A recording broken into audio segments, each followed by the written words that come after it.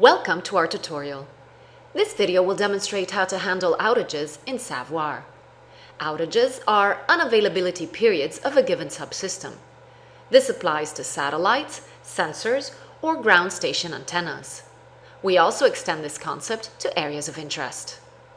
The concept behind outages is that when an entity is not available for a period of time, then, for this interval, there should be no scheduling of activities. The outage concept is extended also to areas of interest, such that scheduling can be suspended for an area over one or more time periods. Let's begin. Outages can be inspected through the Edit menu up here, and then by clicking on Outages. A chart opens up in a new view, enabling us to see the outages of either antennas, areas of interest, or of all the satellites for a long period of time, in this case, several months. All of the satellites are listed so that outages can be defined for them. And for each satellite, the sensors are also listed, as you can see here in the case of Aqua, for example, allowing outages to be defined also at the sensor level. Similarly, all the antennas are also listed. When we expand the node, we can view this. And all the areas of interest as well, to allow outages to be defined to suspend scheduling of activities. As you can see, there are some outages already pre-configured here, as in this case of RadarSat-2. These are outages provided by the Mission Control Center of RadarSat-2 and are periodically fetched and loaded by SaVoir.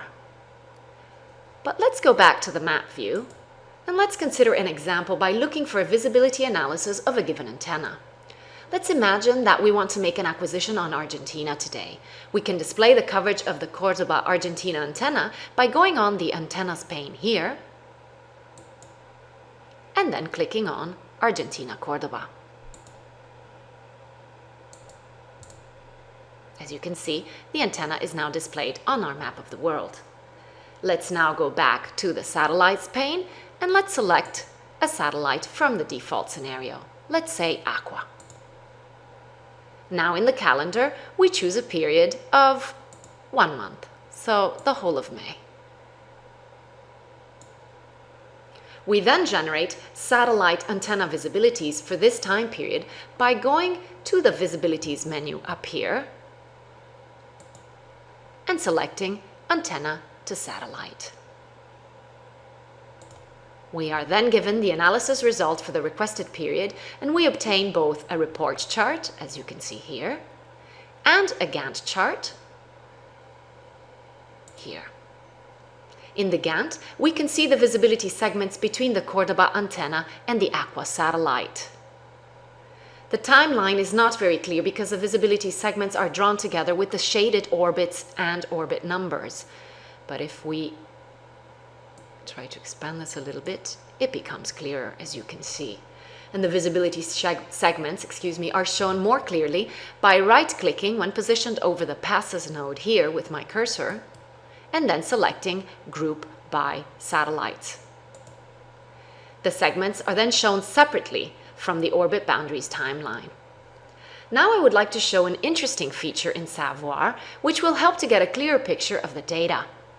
I can create a split-screen view by right-clicking when positioned with my cursor over the Gantt tab here, and then choosing New Horizontal Tab Group. By then clicking on the Map tab here, I obtain the map on the top half and the Gantt on the bottom. And I can zoom into a couple of acquisitions by either clicking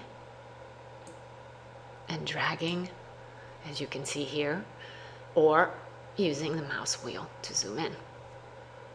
I then turn on the Hot Track feature by clicking on the Hot Track button here. By moving the cursor in the Gantt view, the satellite is then positioned to the corresponding time in the map view. And let me tilt the Earth a little bit by right-clicking so you can view this even better. All right. We can see that during the visibility segment in the Gantt, the satellite does indeed fly over the coverage of the Cordoba antenna and is visible. Now I'm going to define an outage period for the antenna by first clicking on the fit width here. And then I go to the outage tab here. I see the outages on the top half of the screen, but note that the two charts have different time scales. I can align the two charts to use the time scale of the Gantt view by clicking on the Align button down here. I now display the Cordoba antenna by expanding the antenna's node.